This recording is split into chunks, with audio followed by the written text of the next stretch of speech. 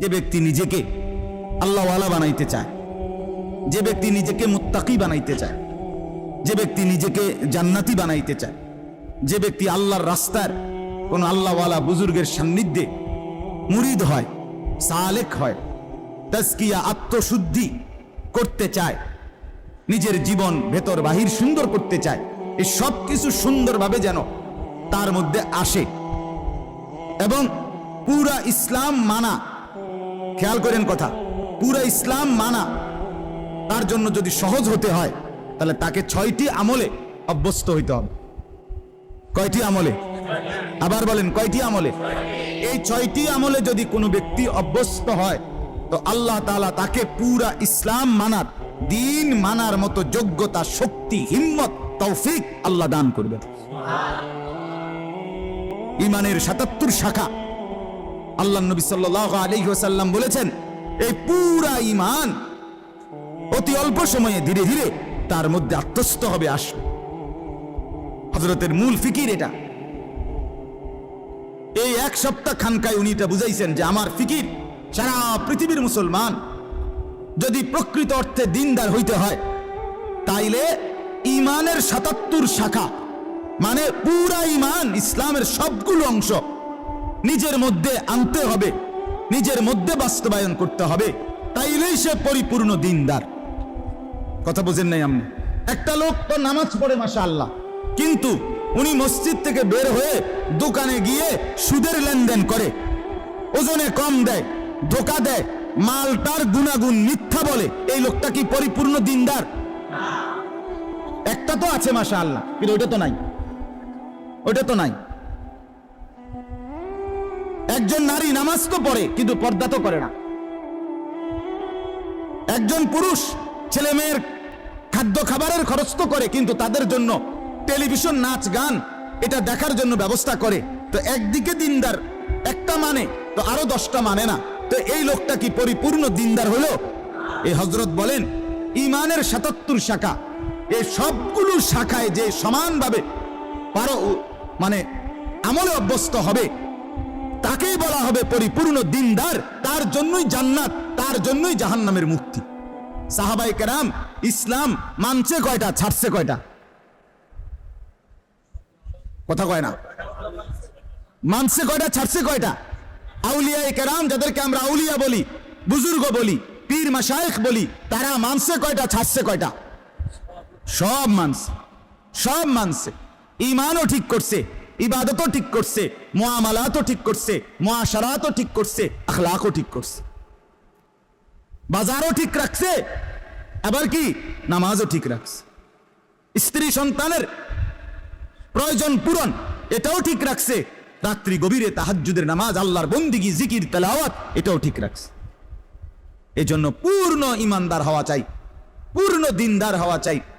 আমি বাপ কত সময় আপনারা আমার মুখে শুনছেন এই কথাটা, আমি প্রায় বলি যে ও আল্লাহর বান্দারা, বাবা, চাচা, মুরব্বীরা অনেকেই বলে এখন আর বয়স শেষ, 60-70 বছর হয়ে গেছে, ছেলে ফেলে যায়, মোটামুটি লাইন ফাইন করছি, অন আল্লাহ আল্লাহ করে কোন রকম মরে গেলে হয়েছে, মরলেই হয়েছে, কবরে যাওয়ানোর বাকি আর না। আমি সবসময় বলি যে বাপ, কোন রকম কবরে যাইয়েন না, কোন রকম প্রয়োজনে চেষ্টা করেন আর কিছুদিন বেঁচে থাকতে। সান যে দুনিয়া থাকতে পারেননি, প্রয়োজনে জিফুত্রে বলেন যে টাঙ্গাইয়া তুই তো কোনানে আমনে রে, যাতে আপনি না মরেন। কারণ কোন রকমে মরলে বিপদ আছে, কোন রকম বাঁচলে তারপরেও যাই পারেন আফেল মালটা আরো কিছু খাইতেন পারবেন, কিন্তু কোন রকম মরলে ফেরেশতার ফিরায় কবরে আপনি থাকতে পারতেন না। ঠিক কিনা বলেন না কেন? আল্লাহ কি আপনারে আমারে কোন রকম কবরে যাইতে কইছে? তো আপনি দি কোন রকম যাওয়ানোর লাইন ধরছেন। ওয়ালা তামুতুন্না ইল্লা ওয়া আনতুম মুসলিমুন, এর মানে কি পূর্ণ মুসলমান না হয়ে মৃত্যুবরণ করো না। তা আমনি দি কোন রকম? রব্বুল আলামিন বলেন ইয়া আইয়ুহাল্লাযীনা আমানু দুখুলু ফিস সিলমি কাফা, হে ঈমানদার মুমিন, পুরাপুরি ইসলামের মধ্যে পরিপূর্ণভাবে প্রবেশ করো। দূর একটা আছে 10টা নাই, 10টা আছে 20টা নাই, এমন আপনি যদি বলেন আমি পারবো, পারবেন, আপনি পারবেন, আপনি মানুন, আপনি গরু ছাগল না। মানুষ পারবে বলেই আল্লাহ তাআলা মানুষের জন্যই বিধান দিয়েছেন, ঠিক কিনা বলেন না? ফেরেশতাদেরকে বলছেন আমি জানি যা তোরা জানোস না তা, আমি বুঝাই বানাইছি মানুষ, আমি পারবে সে আমার হুকুম মানতে পারবে, আমার দ্বীন গ্রহণ করতে পারবে, আমার শরীয়ত নিতে পারবে, আমার বিধান তারা পালন করতে পারবে, এই যোগ্যতা দিয়েই আমি মানুষ বানাইছি। অতএব পারবে না বলে যে ভুল হয়ে যায়, ছুটে তো যায়, গুনাহ তো হয়ে যায়, নাফরমানি তো হয়ে যায়। আর এ তো চমৎকার বিষয়, আল্লাহ তাআলা বলছে বান্দা রিমুভার তো আমি রাখছি, মুসাবার জন্য তো আমি রাখছি ব্যবস্থা। যতবার হবে গুনাহ ততবার তওবা করবা, ততবার তওবা করবা, বারবার তওবা করলে আমি পুনরায় তোমারে আবার মুত্তাকি বানায় দেব। অজু তো ভাঙবেই, আবার অজু করবা, তাইলে তুমি নিয়মিত অজুওয়ালাই হয়ে যাবে। কথা বুঝেন না? একজন মানুষ যদি নিয়ত করে আমি সর্বদা অজু সহ থাকবো, তাহলে এ বেটা তার পেশাব করতে পারতো না। কেমনে করবে পেশাব? ওমা অজু ভেঙে যাবো না? কথা বলেন না কেন? তার মানে কি? তার মানে কি বলেন? সাহাবীদের জীবনীতে আছে, আউলিয়াদের জীবনীতে আছে, তিনি সর্বদাই অজু অবস্থায় থাকতেন, তার মানে পেশাব করতেন না, নাপাক হতেন না ওনারা, আবার করে নিতেন অজু। যিনি বারবার অজু ভাঙলেই আবার পুনরায় অজু করে নেয়, তারে কি বলে না অজু ভাঙছে এটা বলে না, তারে বলে উনি সর্বদা অজু অবস্থায় আছেন। যে গুনাহ হলেই মাফ চেয়ে নেয়, তওবা করে নেয়, আবার ছেড়ে দেয়, আর করবে না ওয়াদা দেয়, আবার চেষ্টা করে গুনাহ আর করব না, আল্লাহ তাআলা বলে তুমি মুত্তাকি থাকবা, তুমি আল্লাহওয়ালাই থাকবা, তুমি জান্নাতি হইবা। তো আর সমস্যা কি? তো আর সমস্যা কি? 1000 বারও যদি তওবা ভেঙে যায় আবার করো, আবার ফিরো। এজন্য বাপ আমরা প্রত্যেকেই পুরা দিন মানতে হবে, ইমানের 77 শাখা সবগুলো মানতে হবে, পুরা দিনদার হইতে হবে। আর এর জন্য বিশেষ শক্তি সঞ্চয়ের জন্য, শরীরের মধ্যে ভিটামিন শক্তি আনয়নের জন্য 6টা জিনিস লাগবে। 1 নাম্বার, এই 10 আয়াতের আলোকে বলতেছি, 1 নাম্বার হলো কিয়ামুল লাইল, তাহাজ্জুদ নামাজ, রাত্রিকালীন নামাজে অভ্যস্ত হইতে হবে। যে ব্যক্তি তাহাজ্জুদ নামাজে অভ্যস্ত হবে, রাতের প্রথম অংশে হোক, রাতের মাঝখানের অংশে হোক, রাতের শেষাংশে হোক, তাহাজ্জুদের নামাজে যে অভ্যস্ত, আল্লাহ তাআলা তার কলজার ভিতরে অসাধারণ শক্তি এবং পাওয়ার দান করে, ফলে সে নেক আমলে অভ্যস্ত হয়, গুনাহ ছাড়তে তার জন্য সহজ হয়। আলাইকুম বিকিয়ামিল লাইল ফাইন্নাহু দাআবুস সালিহিন ক্বাবলাকুম ওয়া হুয়া কুরবাতুন লাকুম ইলা রাব্বিকুম ওয়া মুকাফফিরাতুন লিস-সাইয়্যাত ওয়া মানহাতুন আনিল ইসম। আল্লাহর নবী বলেন সব সময় আমার উম্মত তাহাজ্জুদ নামাজ পড়িও। আল্লাহর নবী বলেন কেন? যেহেতু এটা আমার আগে আদম থেকে নিয়ে যত নেককার মানুষ ছিলেন প্রত্যেকের আমল ছিল। কেন পড়ো? যেহেতু তাহাজ্জুদ নামাজে বান্দা আল্লাহর সবচেয়ে ঘনিষ্ঠ হয়। আর কেন? যেহেতু তাহাজ্জুদ নামাজ বান্দার রাশি রাশি গুনাহ মাফ করে দেয়।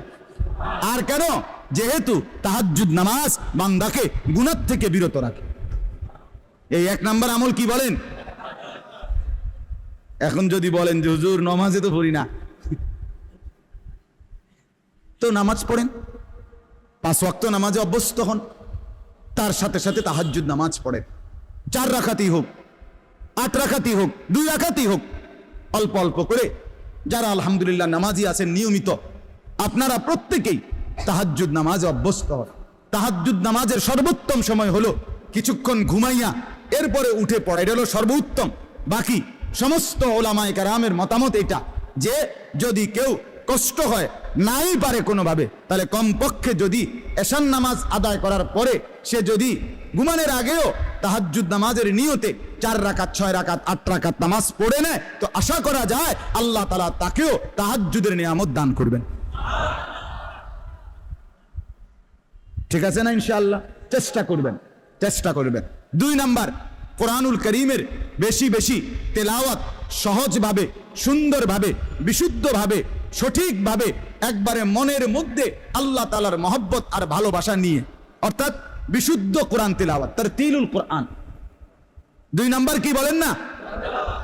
না শুধু কোরআন তেলাওয়াত করলে হইতো না, বিশুদ্ধ কোরআন তেলাওয়াত।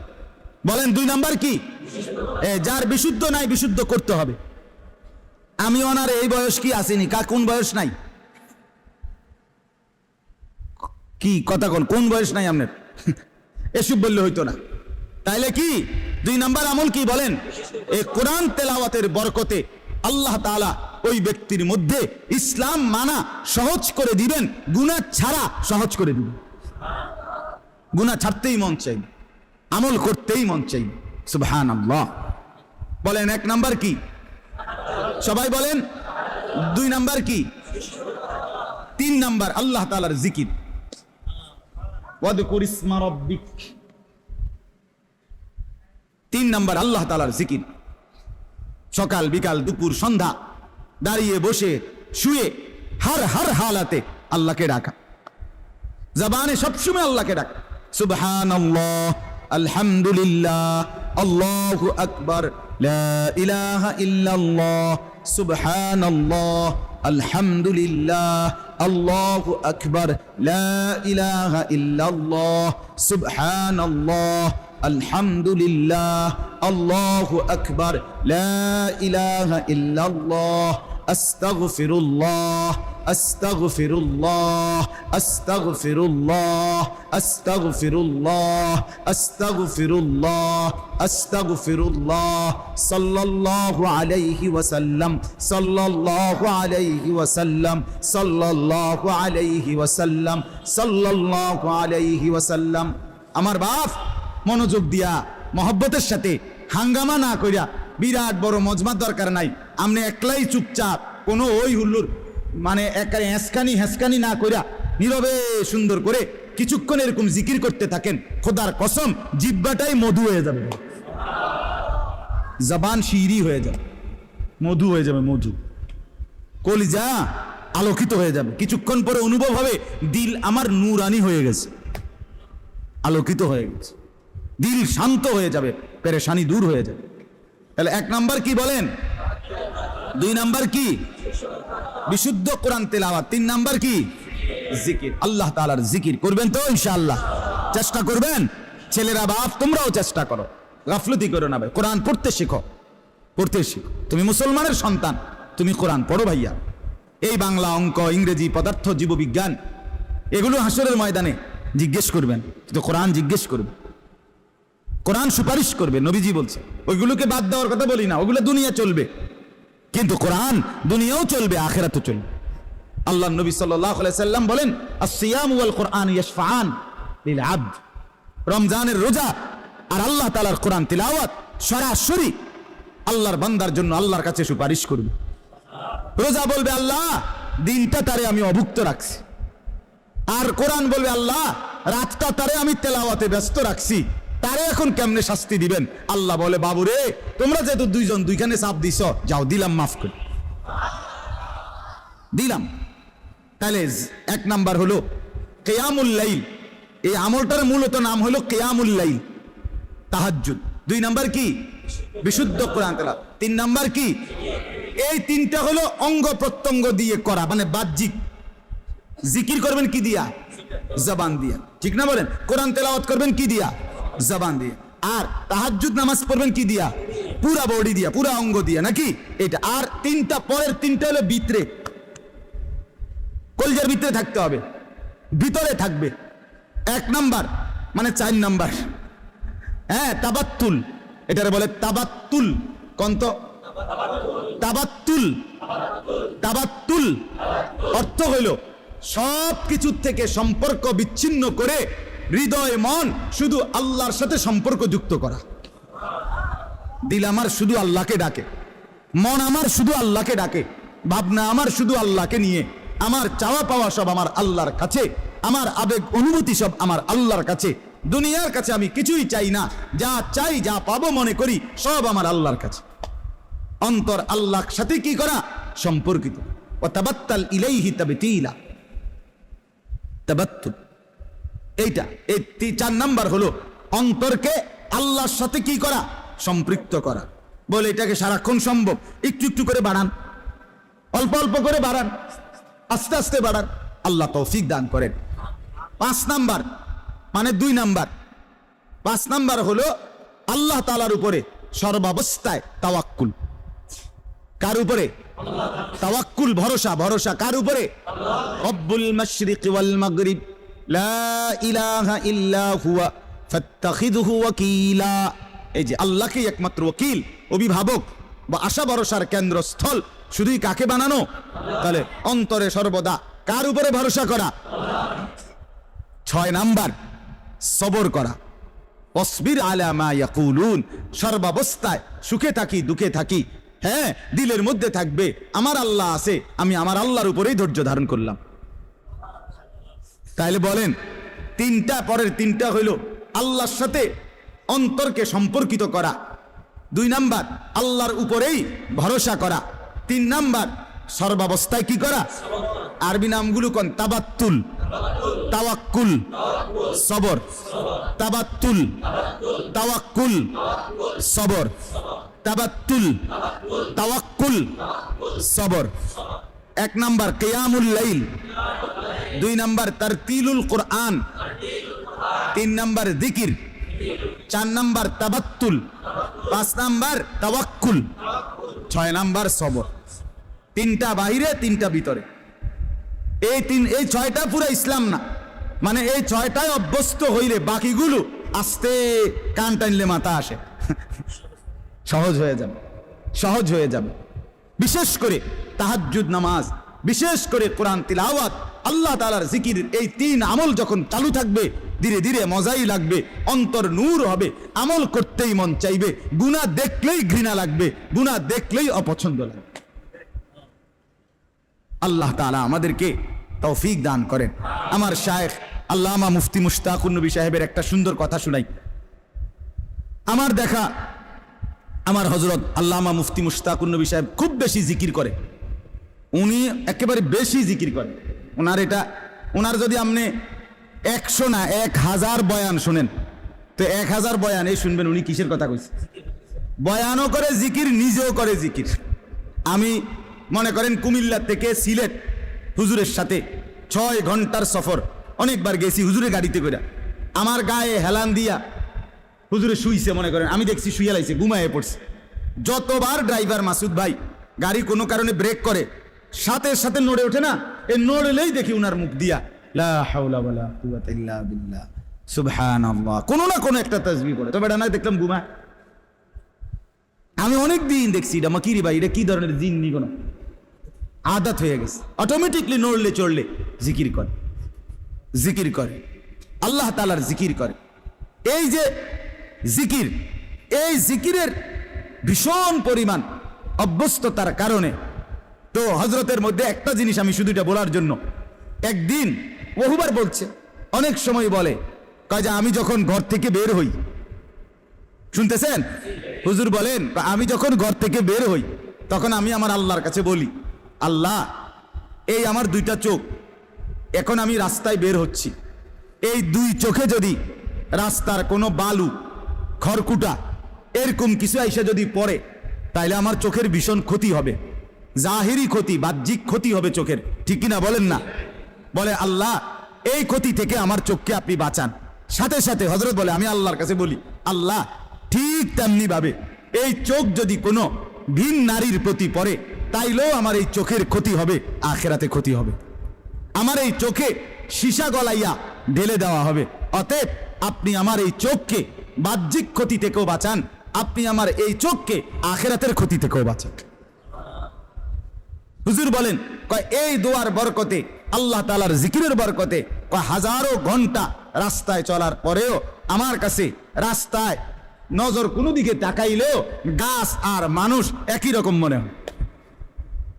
অনেক দিন বলছে, কয় যে গাছ যেরকম মনে হয় মানুষও এমনই মনে হয়, আলাদা কোনো এটা নিয়ে কি হয় না, কু নজর বদ নজর হয় না।